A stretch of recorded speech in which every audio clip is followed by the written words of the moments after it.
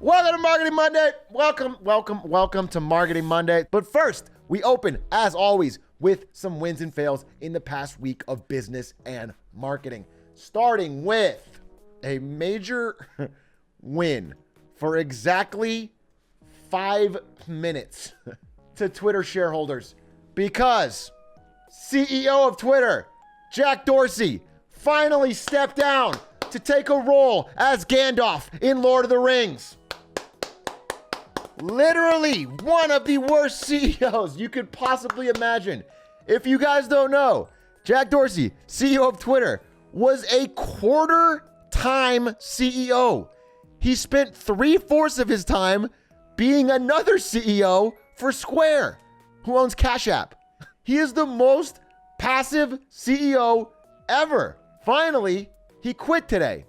And as someone who owns a lot of Twitter stock, I was very happy for 5 minutes because it spiked. It's the only time I've seen a CEO announce they're stepping down and the stock just fucking mooned. But then they announced who's replacing him. And it's a guy who's been at Twitter for 10 years, who's really into crypto. And so it went back down again.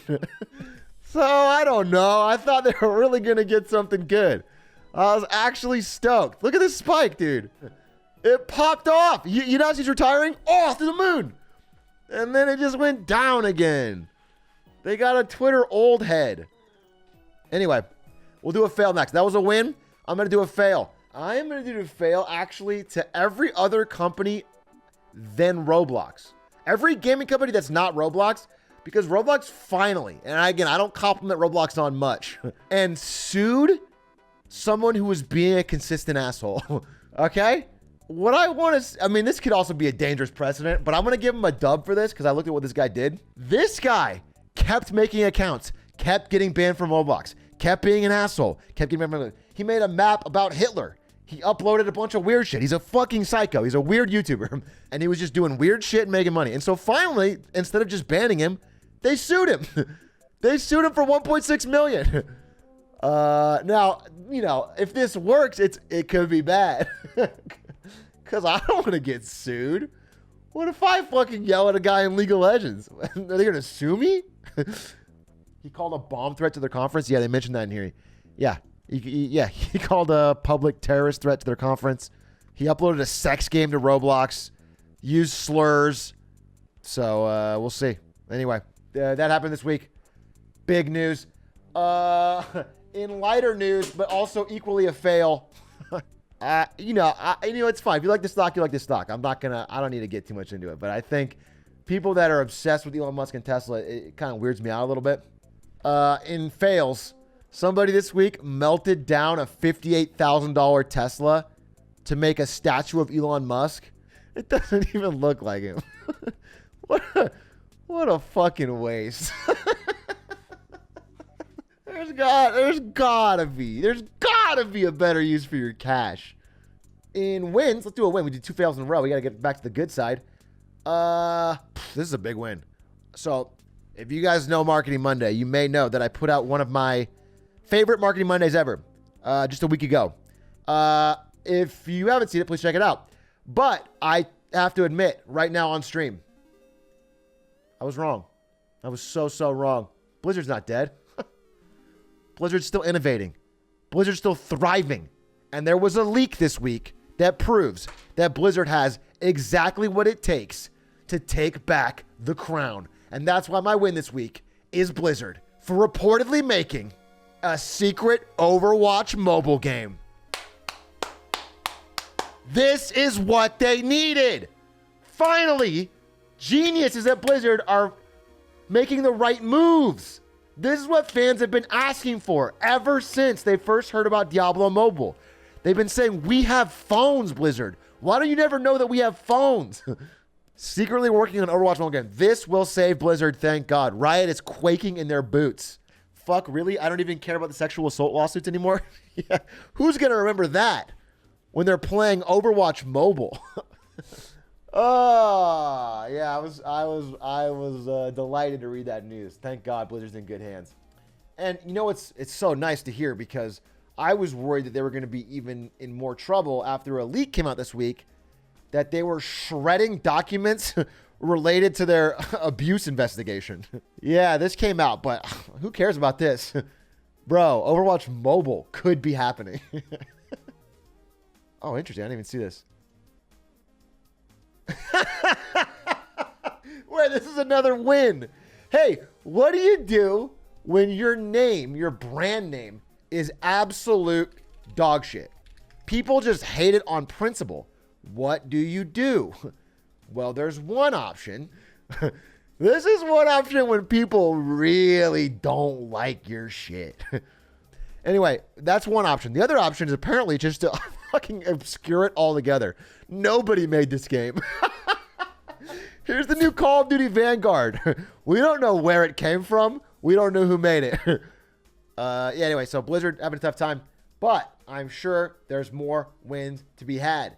And yes, there is. Okay? This is a big win for science. I think gamers in chat can relate. Have you ever been in a multiplayer game and you've had such rat fuck teammates? And you were like, who are these people? Who are these absolute peanut brain idiots? Science has figured out who it was. Actual rats. Who have recently been taught how to play video games. This is your teammate in Valorant who swings wide too early.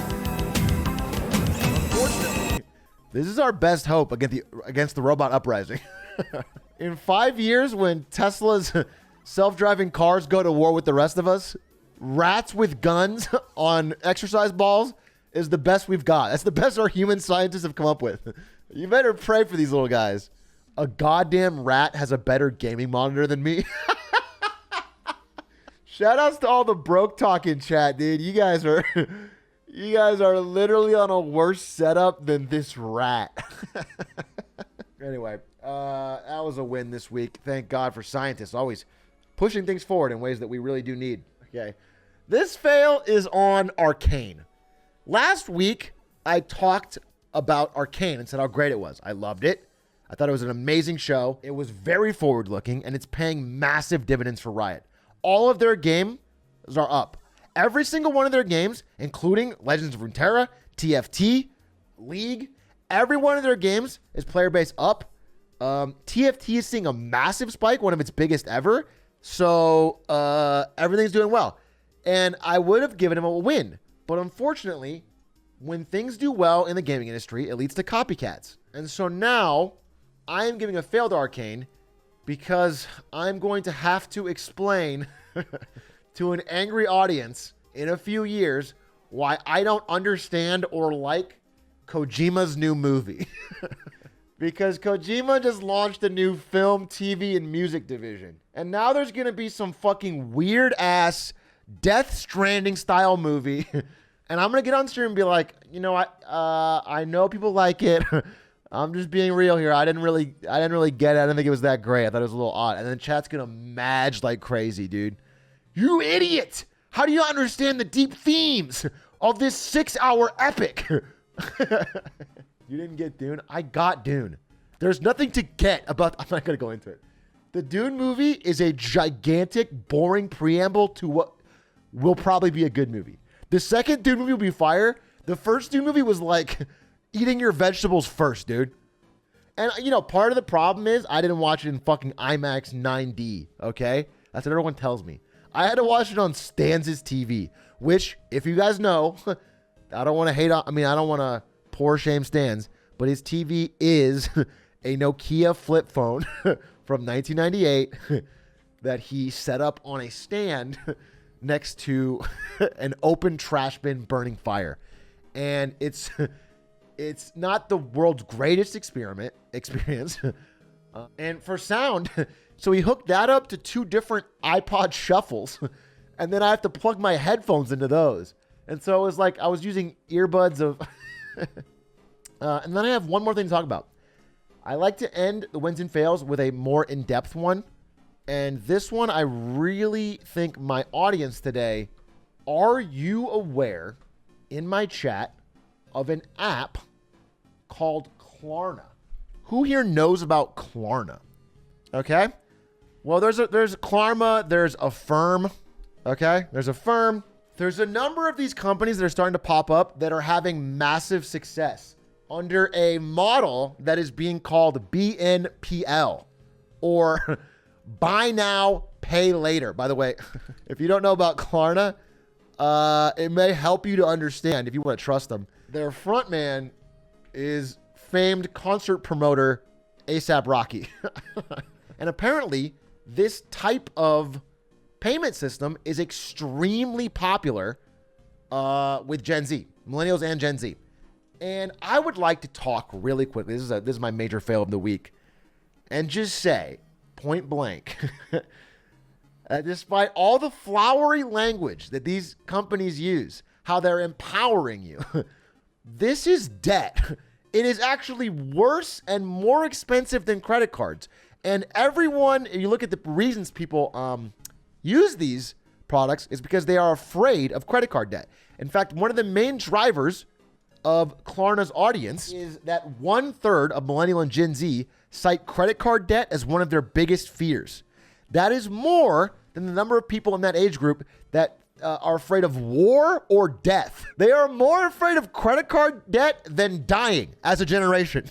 And theoretically, if you pay all of your owed money exactly on time with no missed payments, it's fine. It doesn't decrease the cost of anything, but technically you can pay later. But if you were to miss any of your payments, if you are delayed for any reason, the fees that you will accrue, whatever they call them, because they use a lot of variety names, because they don't want to say interest. They never want to say interest, and they don't want to say late fees, and they say everything's easy, fun, smile, clean app. If you miss any of those, the payments you make are far in excess of what you would have on a credit card. And if you pay off a credit card every month, it's the exact same with buy now, pay later. So you understand my dilemma here. There is no advantage.